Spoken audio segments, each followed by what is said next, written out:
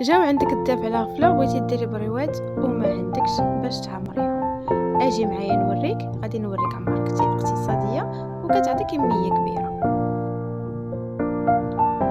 كيف ما قلت لك غادي نوريك عمارة اقتصاديه. عندنا هنايا فرماج محكوك، فرماج حمر، عندنا فرماج مثلث على حساب المتوفر عندك، شحال ما عندك تقدري ديري. عندنا قزبر ومعدنوس اولا تقدري تكتبي غير بالمعدنوس.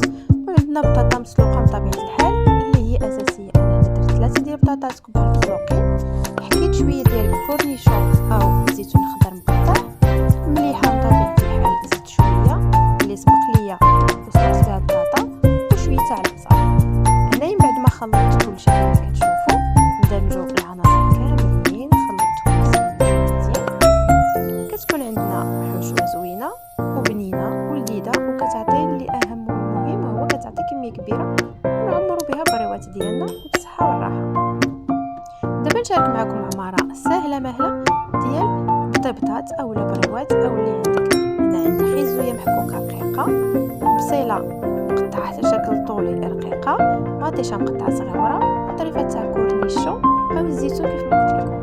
هذا صدر ديال الدجاج اللي سبق ليا وجمرته، حكيت معاه شويه تاع الكوزه وبزار ومليحه وقطعته حتى هو صغيور بحال هكا. غادي نزيد عليه شويه تاع لا مايونيز اولا صوص اللي نتوما معتمدينها وشويه ديال الخل ومليحه بطبيعه الحال باش تبان نقيه. وغادي ندخل الحشوه كامله بالدمج. غادي نعمر بها الحلويات ديالي على الطريقه. غنفرش لهم الخس المفتت، تقدروا تقطعوا الخس حتى هو نبات وتعبروه. المهم يعود من تحت كل حاجه في بلاصتها وكذا نخلطوا كلشي.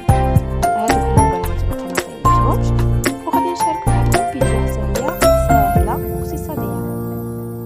درت لاصوص ديالي عاديه، قطعت قلنا بصيلات مشحرين رقاق، طريفه تاع مطيشه عفوا طرفه ديال فلفله ودخلتها للفران بطبيعه الحال والفرماج والثوم. هادو هما البريوات ديالي من بعد ما طابو كيجيو وداد ومقرمشين.